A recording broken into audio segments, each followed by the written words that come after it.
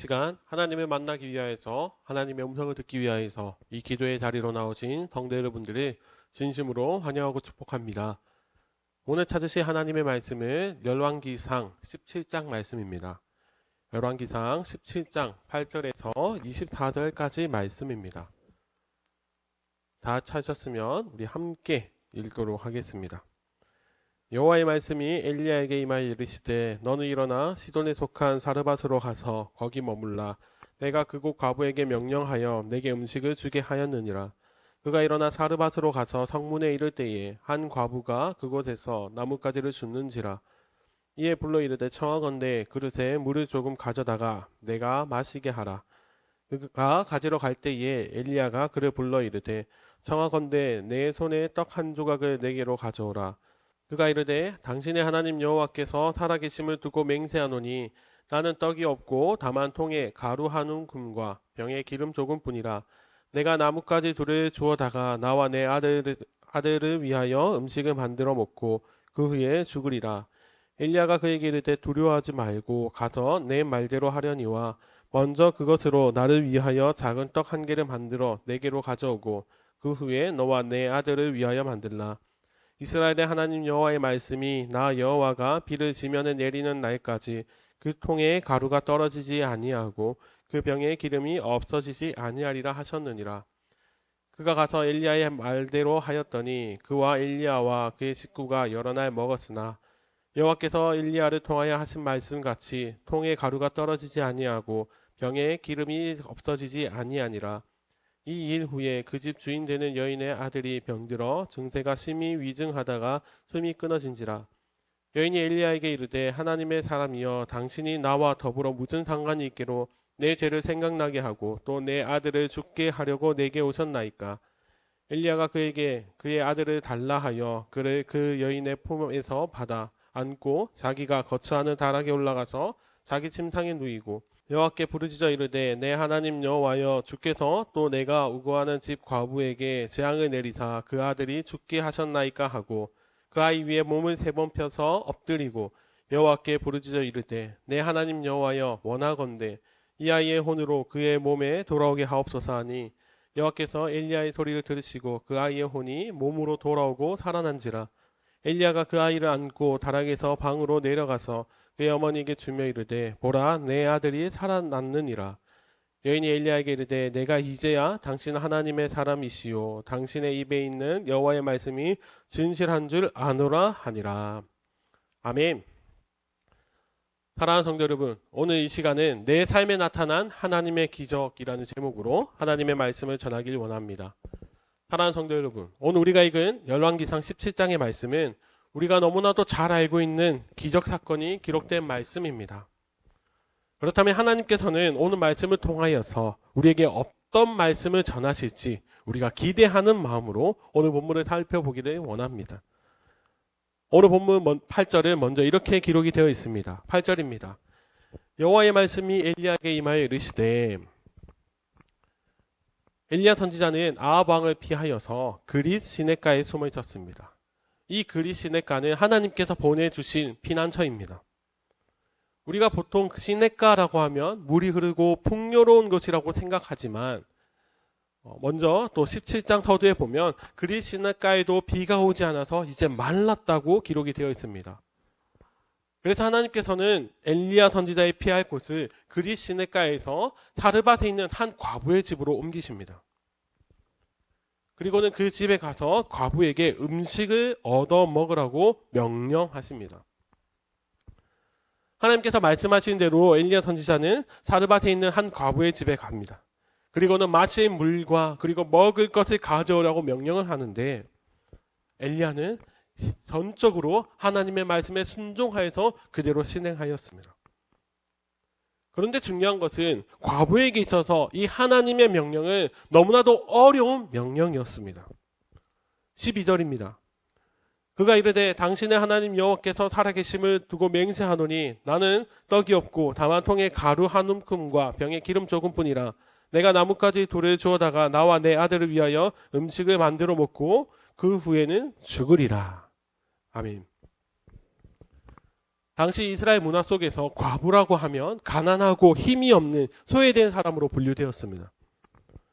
그래서 그 과부의 집에서 먹을 것을 얻어먹는 것, 밥을 얻어먹는 것도 그리 좋지 않은 그림인데, 아니나 다를까 이 과부의 집에는 어려움이 있었습니다. 지금 엘리야가 부탁하는 대로, 명령하는 대로 떡을 만들어 주고 나면 이제는 그들이 먹을 것이 없어서 죽을 위기에 처해 있다고 과부가 고백합니다. 그렇게 머뭇거리고 있는 과부에게 엘리야는 걱정하지 말고 이 명령을 들으라고 요청하였습니다. 왜 엘리야는 그렇게 자신 있게 말씀을 할 수 있을까요? 왜냐하면 그 말씀이 하나님의 입술로부터 나온 고백이기 때문입니다. 하나님께서 하신 말씀은 모든 것이 이루어진다는 것을 알기에 엘리야 선지자는 과부에게 때로는 그게 부담일 수 있을지 모르겠지만 그러나 당당하게 요청하였습니다. 14절에 이렇게 기록되어 있습니다.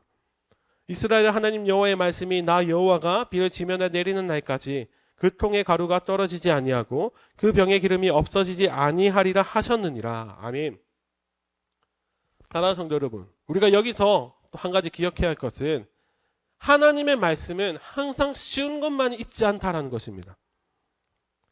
하나님의 명령이 과부에게 있어서는 아주 큰 시험이었습니다. 자신이 가지고 있는 것 중에서 마지막 것을 하나님께 내어드려야 하는 시험의 말씀이었습니다. 이처럼 하나님의 말씀을 듣는 것은 쉬운 것이 아니라 때로는 나에게 어려움이 되기도 하고 때로는 나의 모든 것을 내어드려야 하는 경우도 있습니다. 다시 한번 말씀드리면 하나님의 말씀은 우리에게는 시험의 때가 되기도 한다는 것입니다. 본문에서 하나님께서는 직접 말씀하신 대로 그 가정에 기름과 가루가 떨어지지 않게 하시는 그런 놀라운 기적을 허락하셨습니다. 그래서 이 과부의 가정에 하나님의 살아계심을 직접 눈으로 체험하는 놀라운 은혜를 경험하였습니다. 그런데 오늘 본문에서 이 한 사건으로 끝나는 것이 아니라 또 다른 사건이 일어납니다. 엘리야가 머무는 동안 그 가정 가운데 먹을 것이 끊이지 않는 놀라운 축복이 있었지만 갑자기 과부의 아들이 죽게 되는 상황이 일어났습니다. 18절입니다. 여인이 엘리야에게 이르되 하나님의 사람이여 당신이 나와 더불어 무슨 상관이 있기로 내 죄를 생각나게 하고 또 내 아들을 죽게 하려고 내게 오셨나이까. 아멘. 여기서 과부가 엘리야를 향하여서 하나님의 사람이라고 부릅니다. 그리고는 당신이 왜 우리 집에 와서 내 죄를 생각나게 하고 또 아들을 죽게 하였느냐라고 말을 합니다. 아들이 죽인 것이 엘리야 탓이라고 원망을 하고 있는 것입니다. 남편을 잃고 혼자 살아오는 것이 다 자신의 죄 때문이라고 자책하고 있는데 이제는 아들까지 죽게 되었습니다. 그런 슬픔 가운데 있는 과부. 그런 상황에서 엘리야는 자신에게 아이를 달라고 합니다. 그리고 엘리야는 죽은 아이에 엎드려서 하나님께 부르짖으며 기도하였더니 하나님께서는 그 기도를 들으시고 죽은 아이를 살려내셨으며. 사랑하는 성도 여러분, 오늘 본문에서 아이가 죽었다가 다시 살아나자 이때 여인이 하는 말이 아주 중요한데요. 24절의 말씀에 이렇게 기록되어 있습니다. 여인이 엘리야에게 이르되 내가 이제야 당신은 하나님의 사람이시요 당신의 입에 있는 여호와의 말씀이 진실한 줄 아노라 하니라. 아멘. 여기서 여인이 말하기를 이제야 당신이 하나님의 사람이고 이제야 하나님의 말씀이 진실한 줄 알겠다고 고백합니다. 분명히 그 가정 가운데 놀라운 기적이 있었습니다. 가루가 끊이지 않고 기름이 끊이지 않아서 그들이 그때에도 엘리야를 향하여서 하나님의 사람이라고 불렀습니다. 그런데 이 여인은 자신의 아들이 죽었다고 다시 살아나자 이런 기적을 체험하자 이제야 진정으로 엘리야를 하나님의 사람으로 그리고 살아계신 하나님의 능력을 인정하였습니다. 사랑하는 성도 여러분, 당시에 가난할 수밖에 없는 그 과거의 가정에 가루, 곡식이 끊이지 않고 그리고 기름이 끊이지 않는 일은 있을 수가 없는 아주 놀라운 일입니다. 비가 내리지 않는 그런 가운데 매일마다 먹을 것을 걱정해야 하는데 하나님의 능력으로 그 걱정이 다 사라졌습니다. 그 과거의 가정은 이런 놀라운 일을 경험하였는데 그때는 하나님의 살아계심을 인정하지 못했습니다. 그런데 아들이 죽었다 다시 살아나자 엘리야가 하나님의 사람인 것을, 그리고 말씀하시는 하나님이 살아계신 것을 인정하였습니다. 사랑하는 성도 여러분, 오늘 본문이 우리에게 건면하는 말씀이 무엇일까요? 하나님의 자녀로 살아가는 우리가 하나님을 전능하신 하나님, 능력의 하나님이라 부르며 기도하고 있는 우리는 어떤 기적을 체험할 때 하나님의 능력을, 그리고 하나님으로 인정하고 있습니까? 내 삶에 찾아오는 기적 같은 일, 내가 그동안 오랫동안 기도했던 그런 일들이 이루어지는 그런 경사가 있을 때에 우리는 하나님이 살아계시다라고 고백하지 않습니까? 우리는 죄로 인해 죽을 수밖에 없었던 우리가 그리스도로 말미암아 구원받은 것, 이 땅에서 하나님의 자녀로 살아가고 있는 것, 그것만으로도 이미 기적이고 은혜인데, 우리는 내 삶에 어떤 일이 일어나야 하지만 하나님께서 계시다, 나와 함께 하신다라고 고백을 하고 있지는 않습니까? 사랑하는 성도 여러분, 우리는 오늘 말씀을 기억하면서 내 삶에 아무 일이 없는 것, 그것이 하나님의 기적임을 우리는 인정할 수 있어야 합니다. 우리를 은혜로 구원하신 하나님은 언제나 살아계신 하나님이시며 언제나 약속을 지키시는 하나님이시며 그리고 말씀대로 행하시는 하나님이심을 내 모든 삶 가운데 인정할 수 있어야 합니다. 내게 좋은 일이, 내가 기도하는 일이 이루어질 때만 고백하는 것이 아닌 매일매일 아무 일어나지 않다 하더라도 언제나 나를 지켜주시는 하나님, 나를 위해 기적을 일으키고 계시는 하나님을 신뢰하며 우리는 믿음으로 고백할 수 있어야 합니다. 그래야 해서 우리가 살아가는 이 하루 가운데 내 삶에 하나님의 살아계심이 가득하다고 믿음으로 고백할 수 있는 은혜가 가득하기를 간절히 소원합니다. 그래야 해서 내 삶에 넘쳐나는 그 살아계신 하나님을 바라보며 우리는 하루를 살아가는 동안 기쁨으로, 감사함으로 주께 영광 올려드릴 수 있는 정말 믿음 있는 그리스도의 삶을 살아가는 우리 모두가 되시기를 예수님의 이름으로 간절히 축원합니다. 아멘. 시간 함께 동성으로 기도하며 나가기 원합니다. 하나님, 내가 어떤 일이 있을 때만 하나님이 살아계시다고 고백하진 않았습니까?